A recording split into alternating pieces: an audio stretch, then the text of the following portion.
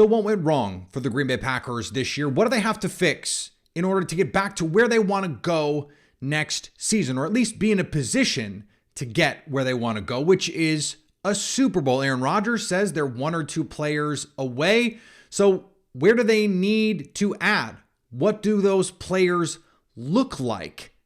To me, it comes down to one simple factor, and that's turnovers. How do you fix it? We're going to talk about it on today's show. You are Locked On Packers, your daily Green Bay Packers podcast. Part of the Locked On Podcast Network, your team every day.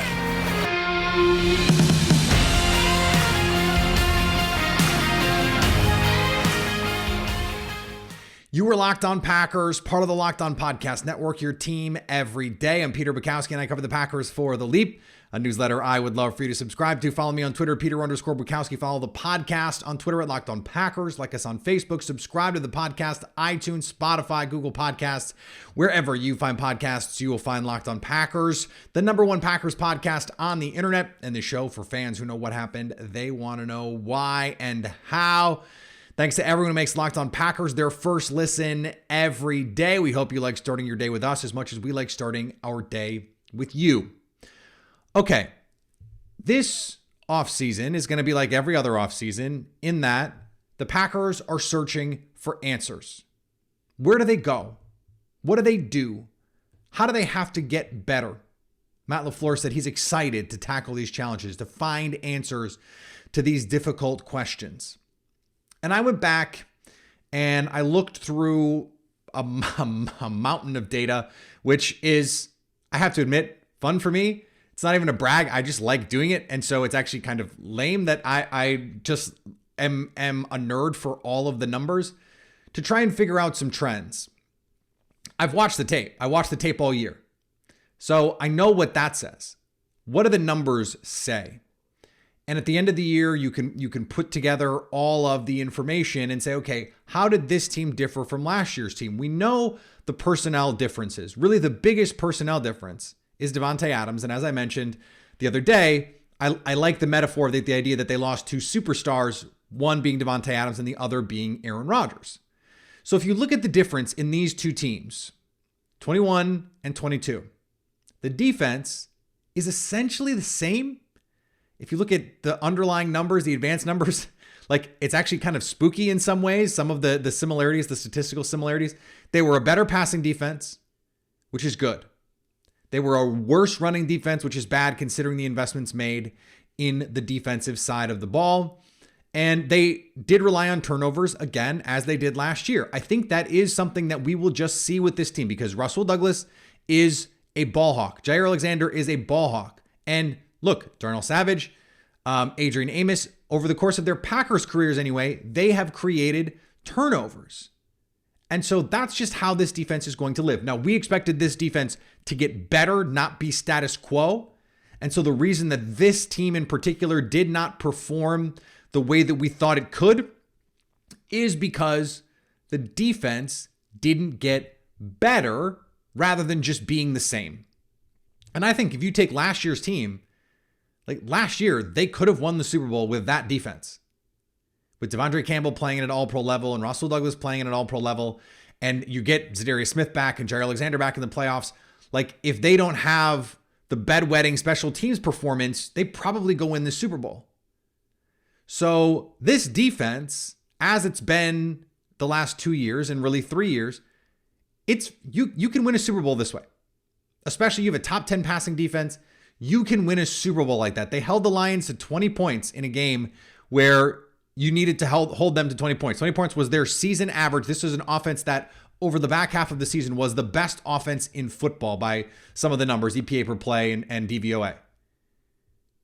They were an elite offense the second half of the season. Added Jameson Williams, all that stuff, and the Packers held them to 20. The defense did the job. Over the course of the season, we can quibble about the run defense. Devontae Wyatt came on strong at the end of the year. Jerron Reed, TJ Slayton came on strong at the end of the year. Quay Walker was really playing well at the end of the year. They found a home for Darnell Savage. Like, there's reason to be optimistic about this team. You get Eric Stokes back coming into next season. and just making a little incremental improvement. We probably oversold the possibility of them being much better in 2022 than they were in 2021. Although, again, I did a whole show saying I don't think it is too much to say this team has the talent to be an elite defense. They didn't play to that talent, but they didn't really play any worse than last year. The difference was the offense. And we knew offensively they were going to take a step back. Like you lose Davante Adams, you're going to take a step back. Now, what we didn't expect was Aaron Rodgers to take a step back. And he did. And there are reasons for it. The protections earlier in the year, not good.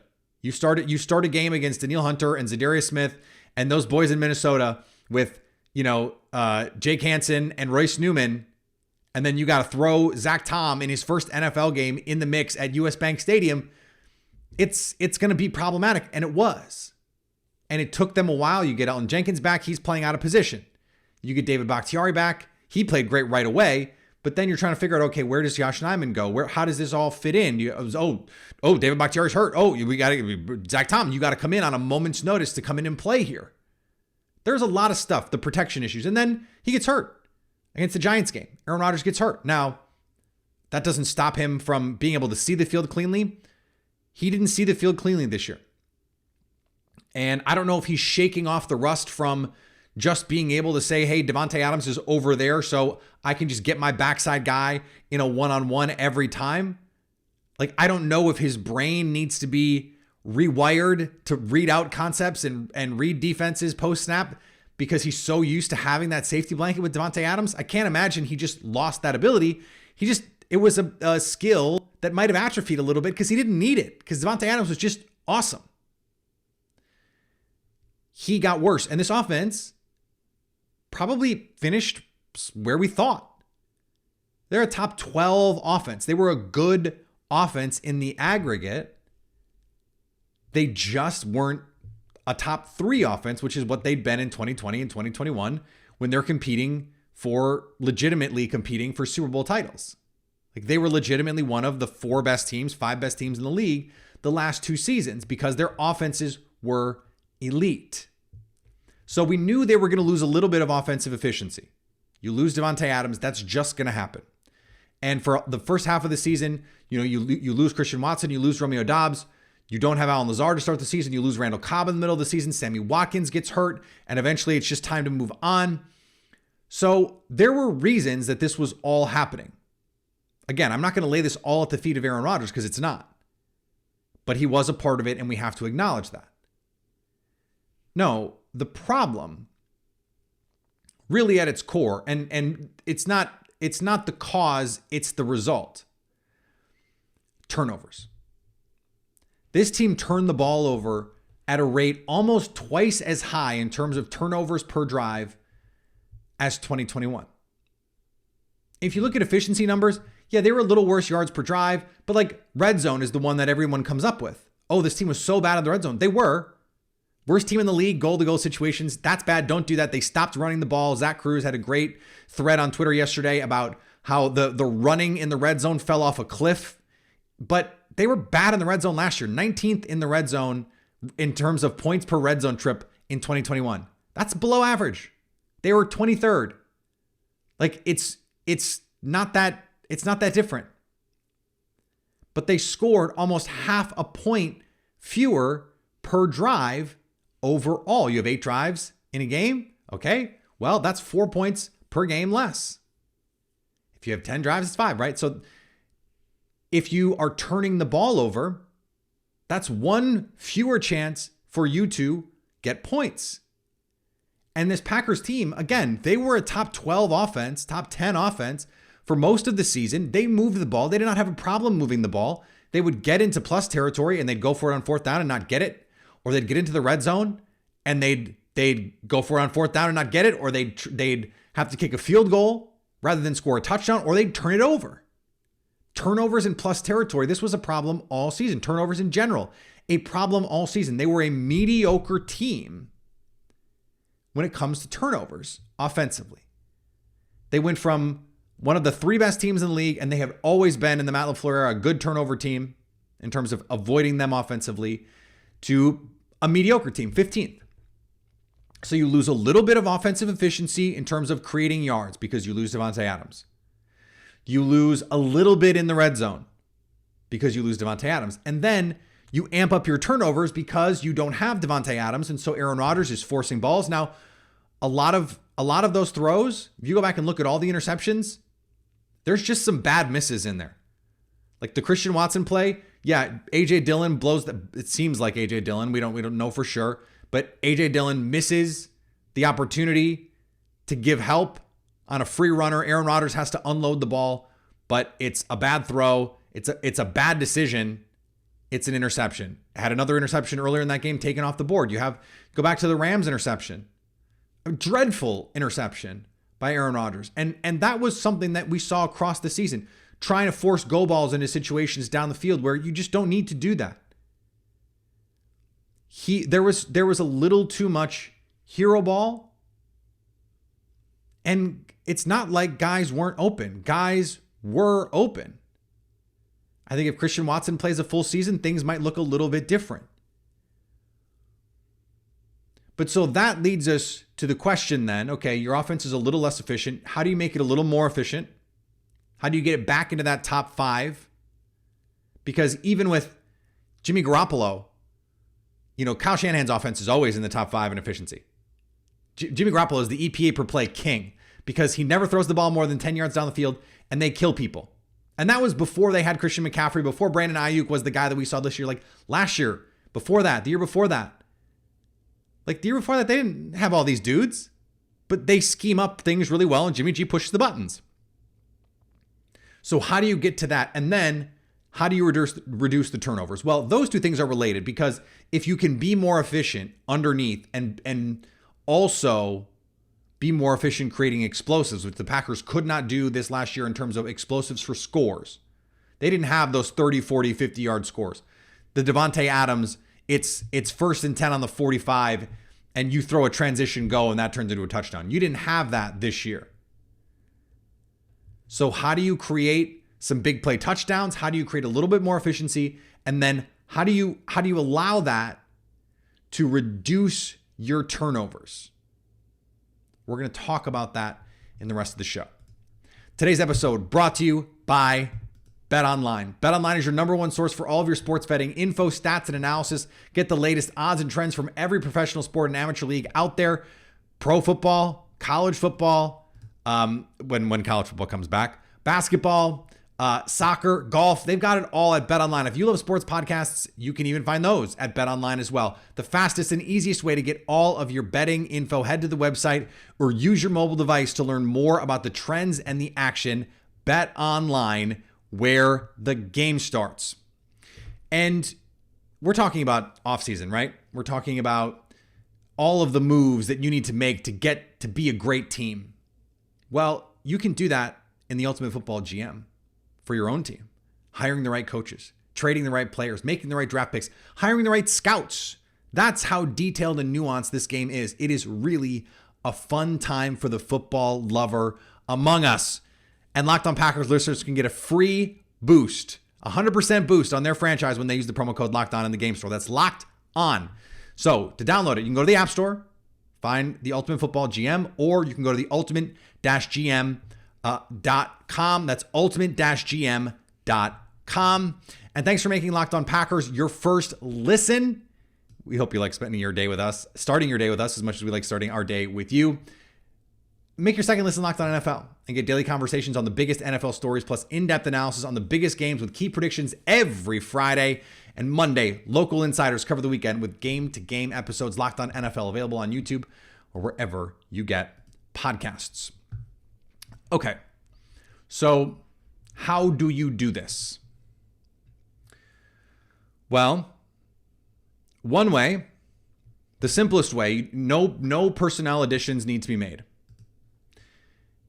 is you get back to the LaFleur style of offense.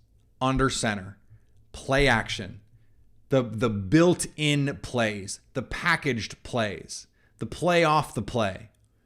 And you get out of the shotgun, Aaron read it, 1, 2, 3, or Aaron RPO pre-snap, it's this, or whatever. it has to be, and RPOs are built into the Matt LaFleur system, but how about a post-snap RPO? Aaron Rodgers doesn't want to do that. Jordan Love did that at Utah State. I'm not saying, I'm just saying. The stuff in 2020 where you're designing a play, a concept to do one thing and Aaron Rodgers was throwing it, that worked. And they the last 2 years have gone away from some of that stuff. Aaron Rodgers not just taking what's there the same way. And so if you're Matt LaFleur, you either need to get Aaron Rodgers to recommit to playing that way and retake the reins on this offense, or you need to invest serious resources into getting him a bucket getter. DeAndre Hopkins reportedly on the trading block.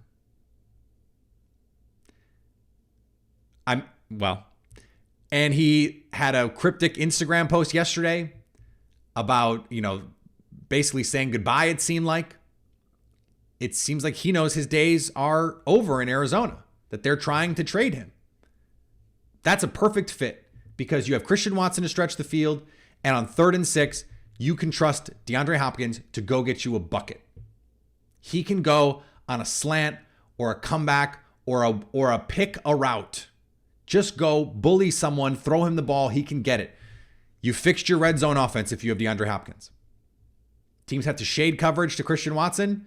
Deep, DeAndre Hopkins. Teams have to shade coverage to DeAndre Hopkins, Christian Watson. They are the perfect complement to one another. And then you add in Romeo Doubs and all that stuff. Brandon Cooks. He is on the trade block. He wants to be traded. He can be a bucket getter for you. Not the same way Nuke can, because he's not that sort of, dominant at the catch point kind of guy where even if he's not open, he's open. George Pickens is the new guy that's like that. Even if he's not open, he's open. I said this the other day. He never has separation. He never has separation, but he's always open. So Brandon Cooks, he can get separation. He can get down the field. There's a lot of things that he can do for your offense. He can, on 3rd and 8, I think, get you a bucket. Not every time, not against Sauce Gardner, but consistently enough that I think it can push your offense incrementally back in the right direction. All of a sudden, if Brandon Cooks is your wide receiver 1 or your 1B to Christian Watson's 1A or whatever it is, who cares what the 1 letters are? All of a sudden, that looks like it's a top 8 offense, a top 6 offense. And then if your defense gets a little bit better, now you're back to being the kind of team you thought you could be. So find that bucket getter if Aaron Rodgers isn't going to play ball the way that you need him to play ball. I think that getting a middle of the field player or run after catch player, if you're not going to get a bucket getter, is the way to go. So someone like Quentin Johnson in the draft, Jackson Smith-Njigba in the draft. There are a number of receivers, potential 1st and 2nd round receivers who could come in. We know receivers come in ready to play. Most rookies are bad, but we know receivers are coming in more ready to play than ever. And at 15, I mean, if Jackson Smith-Njigba is there, that guy, he was going to be wide receiver 1 before he got hurt. Was going to be a top 10 pick all day before he got hurt. Like the Jameson Williams, only he's going to probably be ready for week 1, probably be ready for camp. He might be ready to run and do all the stuff in the pre-draft process. We'll see. That's the kind of guy who can change your offense. Maybe it's a tight end. I don't think they're going to pick a tight end in the 1st round. Michael Mayer is a popular option. Darnell Washington from Georgia, who's 6'8", 265. Like he's a Mercedes Lewis clone, only he's got more athleticism right now today. Could come in. He for everyone that wanted Jelani Woods, hi, hello, me. Last year, he's that guy, but with more talent, with more physical gifts. And Jelani Woods was like the best timed and on paper athlete we've ever seen at the position. And Darnell Washington, I think if you just watch him play, looks like a better athlete on the field. Whether he tests like one, we'll see. I think he's going to have a relative athletic score over 9. Like he's going to be a Packers type, no question. But rookie tight ends, That's a crapshoot. Not a lot of veterans out there in terms of options. So that helps, I think, get your offense back to the efficiency level where you need it to be. And that helps you avoid turnovers because that's one more option. Having to ham and egg it so much. I went back and looked at how many different players led the Packers in receiving over the course of the season. And in the first 5 weeks, it was 5 different guys. A.J. Dillon, Sammy Watkins, Allen Lazard, Randall Cobb, Robert Tonyan. And you say, oh, that's a good thing. No, it's not. No, it's not. Because, by the way, one of those is a running back and one of them is a tight end who was not involved really in the offense the rest of the season. Robert Tonyan is not someone you want to carry your offense. Randall Cobb is not, at this point in his career, someone you want to carry your offense. A.J. Dillon definitely is not someone in your passing game unless he breaks off 2 big ones and all of a sudden he's got 85 yards or 100 yards because he broke off a 50-yarder and a 30-yarder. That's not who you want leading your team in receiving. Now, the Packers were also 1-2 in games that Christian Watson had over 100 yards, but you need to find some more consistency at the top. Like, they have some nice secondary pieces. Romeo Dobbs is a nice secondary receiver. Randall Cobb is a nice secondary receiver. Allen Lazard is a versatile MFer who can block and do all those things. He's a nice secondary receiver. He's not a wide receiver 1. We'll see if Christian Watson is. They need someone else that can be a legit either wide receiver 2 or 1B, 1A kind of thing with Christian Watson. That's what they need. That reduces turnovers and that gets you more offensive efficiency. Now, defensively, the run game is the biggest problem. Now, I think part of that is Quay Walker was struggling. He played much better in the second half. If you look at the numbers, was really good for a rookie linebacker in terms of just pure numbers, productivity.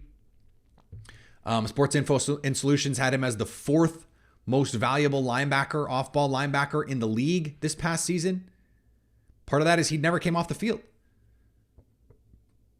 So that has value. If he gets better, I think, if he has some more instincts, a little bit more read and react, more Devontae Wyatt on the field, more TJ Slayton on the field, I think bring back John Reed. That's some help for Kenny Clark. And then one more player on that front. I think it's a defensive end that you need because Preston Smith is rock solid. They have no quick twitch pass rush. You look at these top teams.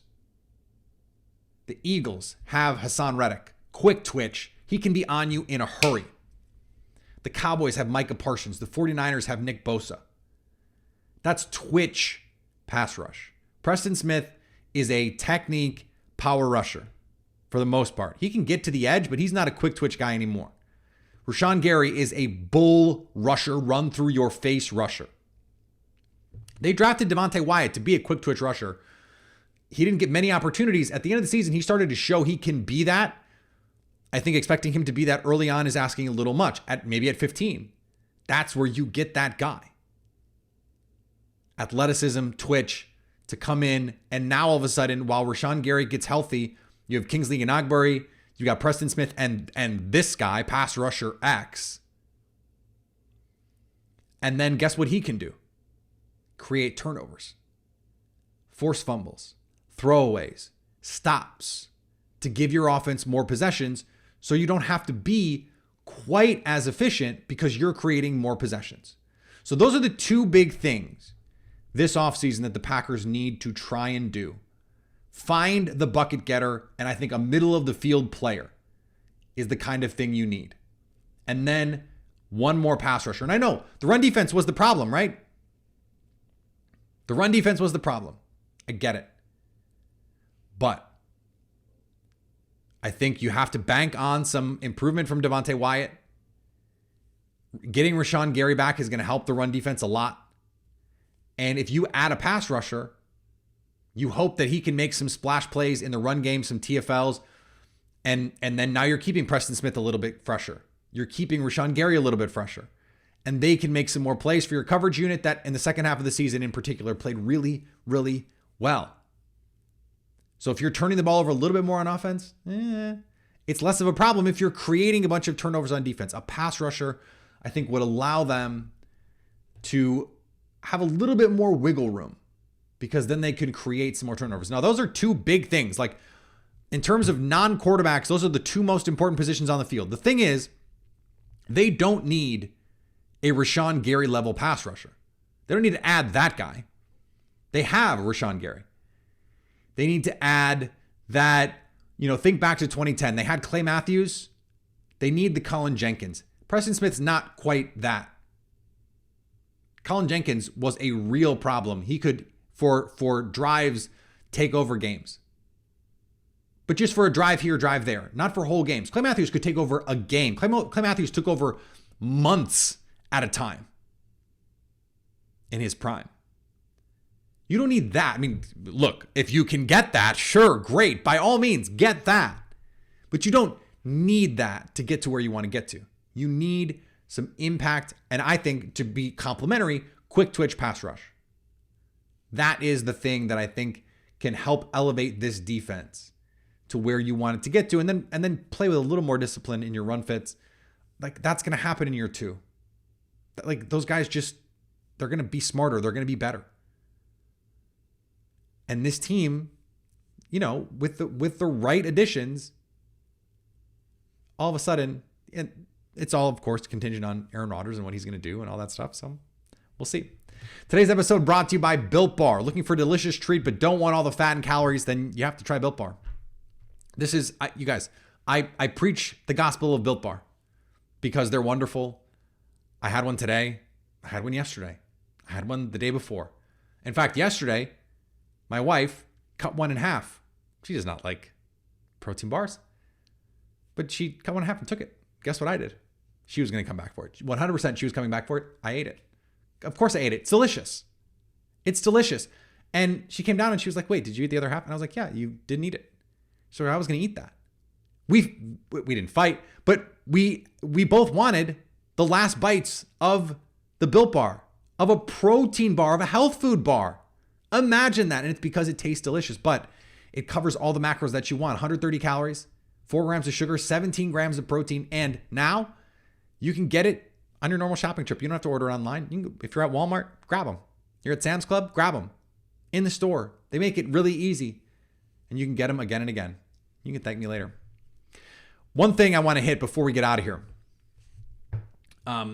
Mike LaFleur, granted permission to speak with other teams, has some interest. Sounds like he's leaving. I don't know if that means he's going to come to Green Bay. I wouldn't hate it. That's who Matt LaFleur wanted to hire originally on his staff and settled, quote unquote, for Nathaniel Hackett because Kyle Shanahan would not let him interview at OC. You can no longer do that. You can no longer block coaches from interviewing for full level coordinator positions. So like play calling offensive coordinator. And you could never block them from interviewing as head coaching candidates. But this is a different situation. He would be presumably coming as a lateral move to Green Bay if he were going to come. He's not going to come to be Aaron Rodgers' quarterback coach. I wonder if Matt LaFleur is going to give up play calling for someone. Could it be his brother? He said he didn't anticipate making any coaching changes. Could the potential of hiring his brother change that? I don't know. We'll see. Follow me on Twitter, Peter_Bukowski. Follow the podcast on Twitter, Locked On Packers. Like us on Facebook. Joel Corey, NFL agent, former NFL agent, and salary cap expert on the show tomorrow to talk about the Aaron Rodgers contract and how this can all play out this offseason and next offseason and try and walk me through a lot of the craziness going on in that situation. So that'll be on the show tomorrow. Come hang out with us tomorrow, wherever you get podcasts, iTunes, Spotify, Google Podcasts. And if you want to come hang out with us live, we do that on YouTube. So you can stay locked on Packers.